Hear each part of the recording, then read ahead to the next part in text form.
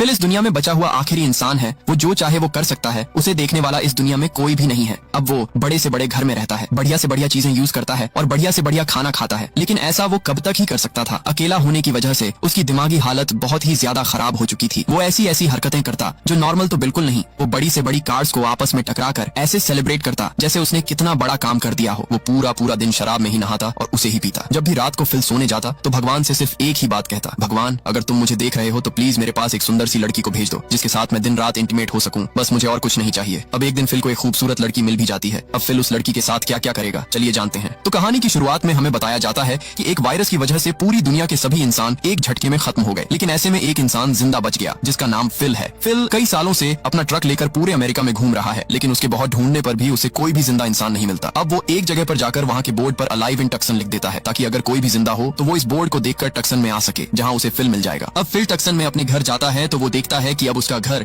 बहुत ही ज्यादा गंदा पड़ा है। तभी फिल को याद आता है कि वो तो किसी के घर में भी रह सकता है, उसे रोकने टोकने वाला कोई भी नहीं है। इसके बाद फिल टक्सन के सबसे अमीर आदमी के घर को अपने रहने के लिए चुनता है। वो उस घर में लाकर अपना सारा पसंद का सामान रख देता है जो वो अपने ट्रक में रखकर पूरे अमेरिका से लेकर आया था। रात को सोते वक्त फिल भगवान से यही बात कहता है कि मेरे लिए एक लड़की भेज दो ताकि मैं उसके साथ मिलकर पॉपुलेशन बढ़ा सकूं। अगले दिन पास ही के एक मॉल में जाता है जहाँ उसने अपनी गन से उसके दरवाजे तोड़े और फिर अंदर चला गया। अंदर जाकर भी वो वहाँ की चीजों को तोड़ने फोड़ने लगता है और जितना हो सके उतना अपने लिए खाने का सामान लेता है। वहाँ उसे कुछ एडल्ट मैगजीन भी मिलती हैं जिन्हें वो अपने घर में ले आता है। रास्ते में फिल की एक नजर एक लड़की के स्टैच्यू पर पड़ती है जिसे देखकर वो मनमोहित हो गया, मानो वो उसे रियल समझ रहा हो। अगले कुछ दिनों में फिल अपने आप को बिजी रखने के लिए जो मन में आता उस चीज को तोड़ता, जैसे महंगी महंगी कार्स और भी बहुत सी चीजें। ये ऐसा इसलिए करता है ताकि उसे अकेलापन महसूस न हो। ऐसे ही करते करते फिल को कई दिन बीत जाते हैं। अब वो अपने आप से बातें भी करने लगा था। आज फिल अपना बर्थडे सेलिब्रेट करता है क्योंकि आज उसका बर्थडे था। ऐसा करते हुए वो अपने कुछ पुराने बर्थडे सेलिब्रेशन को याद करता है जब उसकी फैमिली उसके साथ हुआ करती थी। गुस्सा होकर फिल भगवान से कहता है कि अगर तुम मेरे पास किसी को नहीं भेजने वाले तो कोई बात नहीं, मत भेजो, अब मैं अकेला हूँ, यहीं पर रह लूंगा। खैर, अब इसके बाद हमें 5 महीने बाद का सीन दिखाया जाता है जहाँ अब हम उस घर को देखते हैं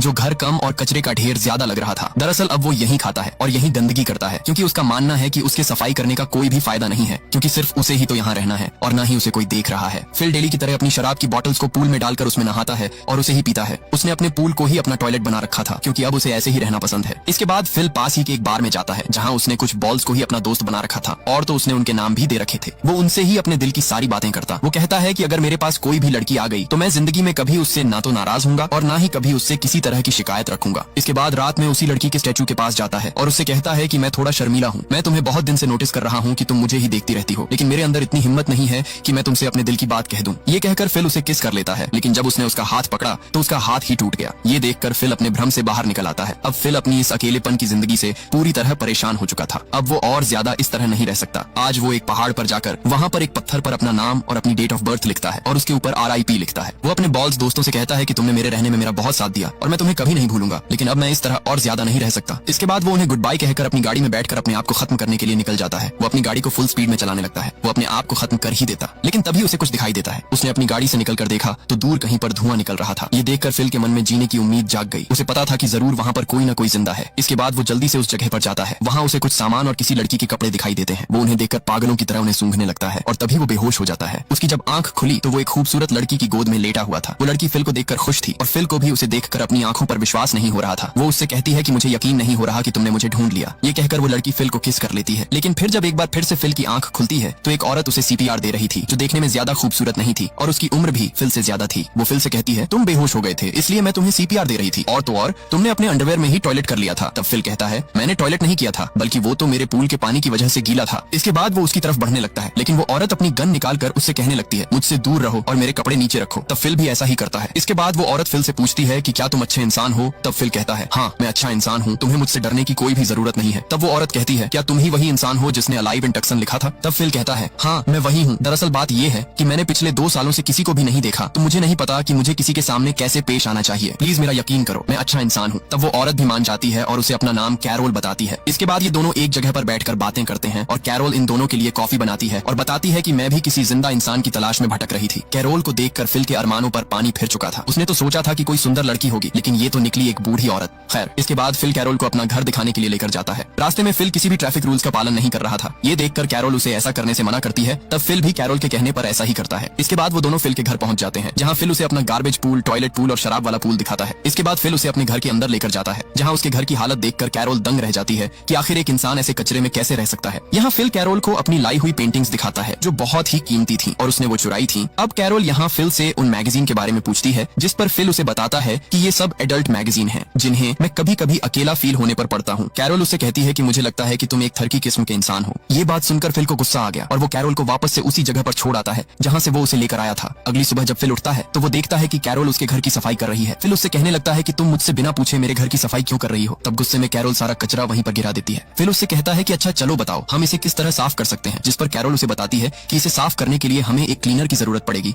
और वो हमें सुपरमार्केट में मिलेगा। इसके बाद ये दोनों सुपरमार्केट जाते हैं। कैरोल फिल से कहती है कि तुमने जहाँ गाड़ी पार्क की है वो हैंडीकैप्ड पार्किंग है, जिस पर फिल कहता है क्या तुम पागल हो चुकी हो, यहाँ कौन है हमें देखने वाला, हम कहीं पर भी गाड़ी पार्क कर सकते हैं, कोई फर्क नहीं पड़ता, इवन यहाँ वहाँ कहीं भी। लेकिन कैरोल नहीं मानती और वो कहती है कि हमें अपनी पार्किंग में ही गाड़ी पार्क करनी चाहिए। ये सुनकर फिल को गुस्सा आ गया और वो सीधा अंदर गाड़ी को ले जाकर पार्क कर देता है और कहता है अब देखो यहाँ भी कोई नहीं है हमें देखने वाला। तब कैरोल कहती है तुम्हारी बात ठीक है लेकिन इंसान के भी तो कुछ नियम कायदे होते हैं, हमें नियमों के हिसाब से चलना चाहिए, लेकिन मुझे लगता है कि तुम उस तरह के इंसान नहीं हो तभी तो तुम्हारी ऐसी हालत है। रात में फिल अपने दोस्तों से कहता है कि मुझे कैरोल बिल्कुल भी ठीक नहीं लगती क्योंकि ना तो वो देखने में ठीक है और ना ही उसकी बातें सही हैं। खैर अगली सुबह जब फिल अपनी बियर से कुल्ला कर रहा था तभी उसकी नजर बाहर कैरोल पर जाती है। फिल जब कैरोल के पास जाता है तब कैरोल उसे बताती है कि मैं तुम्हारे पास ही के एक घर में रहने वाली हूँ, लेकिन फिल बिल्कुल नहीं चाहता था कि कैरोल यहाँ पर रहे। वो कैरोल से कहता है कि इस दुनिया में इतने घर हैं और तुम चाहो तो कहीं पर भी जाकर रह सकती हो, तुम्हें मेरे पड़ोस में रहने की कोई जरूरत नहीं है। तब कैरोल कहती है अच्छा तो तुम्हें ये डर है कि कहीं मैं तुम्हारे गंदे काम न देख लूं। तब फिल अपना अंडरवेयर उतार कर कहता है लो अब इससे गंदा काम तुम नहीं देख सकती। लेकिन कैरोल को फिर भी कोई असर नहीं पड़ता। वो कहती है देखो मुझे लगता है कि भगवान ने हम दोनों को किसी मकसद से इस दुनिया पर बचा कर रखा है, अब हमारी जिम्मेदारी है कि हम लोग मिलकर इस दुनिया की पॉपुलेशन को बढ़ाएं। लेकिन फिल साफ साफ कह देता है कि अगर ऐसी बात है तो तुम सुन लो, अगर तुम इस दुनिया की आखिरी महिला भी हो तब भी मैं तुम्हारे साथ इंटीमेट नहीं होने वाला। ये कहकर फिल वहाँ से चला जाता है। इसके बाद जब फिल अपने टॉयलेट में होता है तभी उसके पास कैरोल आती है। फिल उसे देखकर डर गया। कैरोल कहती है फिल मुझे तुम्हारी कुछ हेल्प चाहिए, मैंने अपने गार्डन में कुछ वेजिटेबल उगाए हैं जिनमें डालने के लिए मुझे पानी वहाँ तक पहुँचाना होगा। फिल कहता है तुम कुछ भी करो लेकिन मैं तुम्हारी कोई भी मदद नहीं करने वाला। तब कैरोल उसे एक टमाटर निकाल कर दिखाती है जो बिल्कुल फ्रेश था। कैरोल कहती है देख लो अगर तुम मेरी मदद करोगे तो तुम्हें भी मेरे साथ फ्रेश वेजिटेबल खाने को मिलेंगे, लेकिन फिल साफ साफ मना कर देता है। इसके बाद जब अंदर जाकर फिल अपना कई महीनों का रखा हुआ टोमेटो पेस्ट खाता है तो उसका स्वाद बिल्कुल खराब था। ये देखकर फिल रात को कैरोल के गार्डन में जाकर टमाटर खाने लगता है। अगली सुबह कैरोल फिल के पास आती है और उससे कहती है तुम्हें बिल्कुल भी शर्म नहीं आई मेरे टमाटर खाते हुए, जबकि तुमने मेरी हेल्प भी नहीं की। लेकिन फिल झूठ बोलते हुए कहता है कि मैंने ऐसा कुछ नहीं किया। तब कैरोल उसे सबूत देते हुए कहती है कम से कम झूठ तो सही से बोलना सीख जाओ। इसके बाद जब वो जा रही होती है तब फिल उसके पैर की चोट देख लेता है जो उसे गार्डन के चक्कर में लगी थी। इसके बाद जब वो कैरोल के पास जाता है तो वो देखता है कि अब कैरोल ने भी अपने पूल को ही अपना टॉयलेट बना लिया है। कैरोल कहती है फिल मैं गलत थी क्योंकि अब मुझे लगता है कि भगवान ने हमें दुनिया को आगे बढ़ाने के लिए नहीं चुना है, क्योंकि हम दोनों क्या ही कर सकते हैं और मैंने भी ये फैसला कर लिया है कि मैं भी तुम्हारी तरह हर जगह गंदगी करूंगी, साफ सफाई करने का कोई फायदा नहीं है। कैरोल के मुंह से ऐसी बातें सुनकर फिल हैरान था और निराश भी, क्योंकि उसकी वजह से ही कैरोल ऐसा सोच रही है। अब वो फैसला करता है कि वो कैरोल की मदद करेगा, इसलिए वो टक्सन के मेन वाटर सोर्स के पास जाता है और वहाँ से बड़ी मुश्किल से एक पाइप लगाकर उसे किसी तरह रात भर मेहनत करके कैरोल के गार्डन तक पहुँचाता है। सुबह को जब ये चीज कैरोल देखती है तो वो बहुत ही खुश होती है क्योंकि अब उसके मुरझाए हुए पौधे हरे भरे हो गए थे। कैरोल फिल से कहती है क्या आज रात हम लोग साथ में डिनर करें? तब फिल भी मान जाता है। इसके बाद जब ये लोग रात को खाना खा रहे थे तब कैरोल कहती है मुझे लगता है कि हम दोनों साथ में अच्छे से रह सकते हैं और अब हमें ही पॉपुलेशन को बढ़ाना होगा। तब फिल भी उसकी बातों को समझ जाता है और कहता है चलो ठीक है, अगर तुम मेरे साथ इंटीमेट होना चाहती हो तो मैं तैयार हूँ। वैसे भी फिल कैरोल के साथ इंटीमेट होना चाहता था, लेकिन कैरोल कहती है कि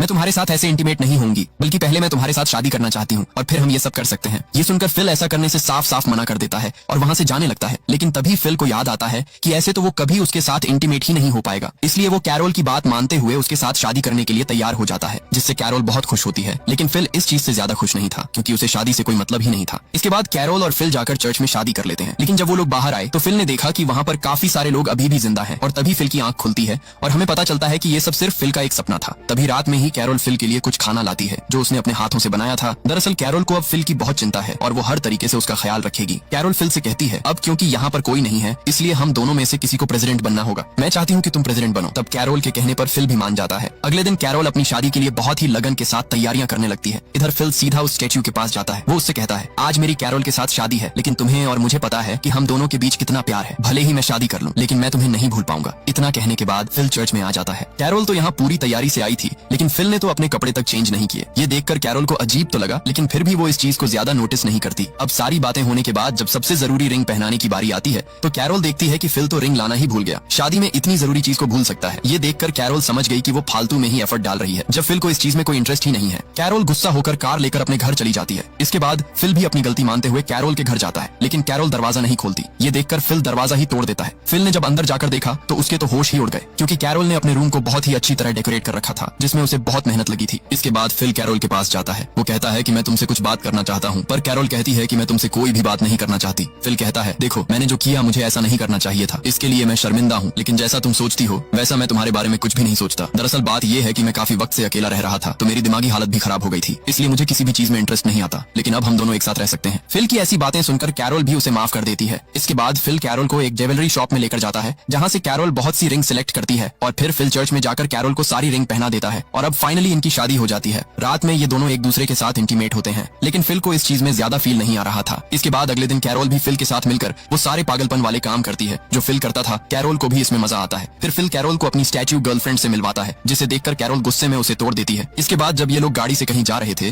तभी उनकी गाड़ी से एक दूसरी गाड़ी टकरा जाती है। फिल जब बाहर निकलकर देखता है तो उस गाड़ी में से एक खूबसूरत लड़की निकलती है। उसे देखकर फिल एकदम सुन्न रह गया। उसे समझ नहीं आ रहा था कि वो कैसे रिएक्ट करे। वो लड़की अपना नाम मेलिसा बताती है। मेलिसा भी इन्हें देखकर बहुत ही ज्यादा खुश थी। वो इन्हें बताती है कि मैं बहुत दिनों से भटक रही थी, लेकिन फिर मैंने एक बोर्ड पर अलाइव इन टक्सन लिखा हुआ देखा, तब मैं यहाँ पर आई हूँ। इसके बाद ये दोनों मेलिसा को अपने साथ लेकर जाते हैं। फिल बताता है कि वो बोर्ड मैंने ही लगाया था, मुझे पता था कि तुम जैसी कोई खूबसूरत लड़की मुझ तक जरूर आएगी। अब तभी कैरोल कहती है कि हम दोनों कपल हैं और हमने अभी अभी शादी की है। ये बात फिल को ठीक नहीं लगती, क्योंकि वो मेलिसा को ये बात बताना नहीं चाहता था। खैर, अब जब ये लोग फिल के घर पहुंचते हैं, तब मेलिसा फिल के रूम को देखकर इंप्रेस हो जाती है, क्योंकि उसके रूम में एक से एक कीमती पेंटिंग्स लगी हुई थी। लेकिन तभी कैरोल बता देती है कि ये सब पेंटिंग्स फिल ने चुराई हैं। फिल जो मेलिसा के सामने अपनी इज्जत बनाना चाहता था, लेकिन कैरोल ऐसा होने नहीं दे रही थी। साथ ही साथ वो बता देती है कि फिल अपने रूम को बहुत गंदा रखता है और उसने अपने पूल को ही अपना टॉयलेट बना रखा है। फिल ट्राई कर रहा था कि मेलिसा उसके साथ उसके घर में ही रहे, लेकिन जब कैरोल ने फिल की हरकतें बता दी तो मेलिसा ने भी सोच लिया कि वो यहाँ के पास ही वाले किसी दूसरे घर में रहेगी। खैर, अब ये लोग फैसला करते हैं कि ये लोग आज रात का डिनर साथ में ही करेंगे। रात को जब कैरोल और मेलिसा बात कर रहे होते हैं,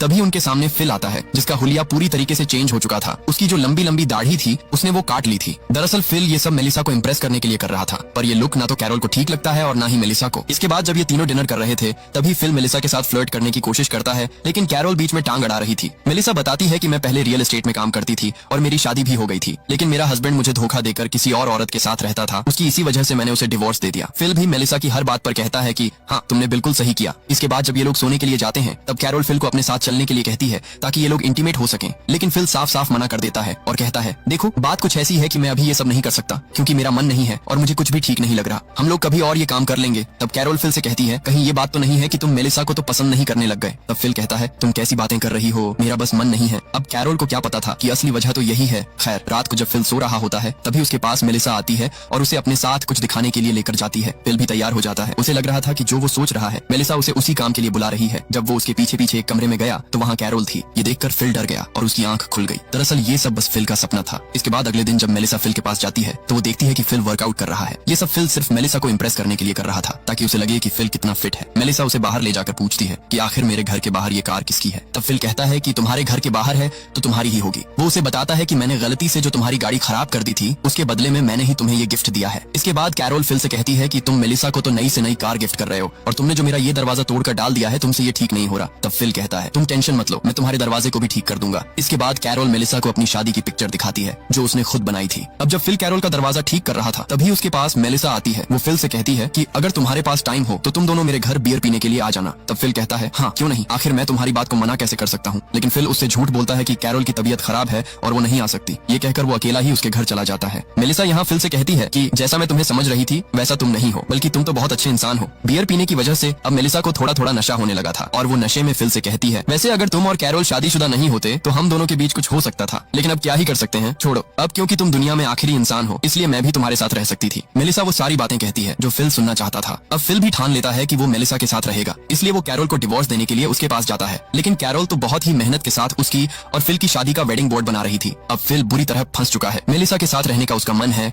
और कैरोल उससे बहुत ज्यादा प्यार करती है। अब फिल किसके साथ रहेगा और आगे क्या होगा, ये तो आपको इसके अगले पार्ट में ही पता चलेगा।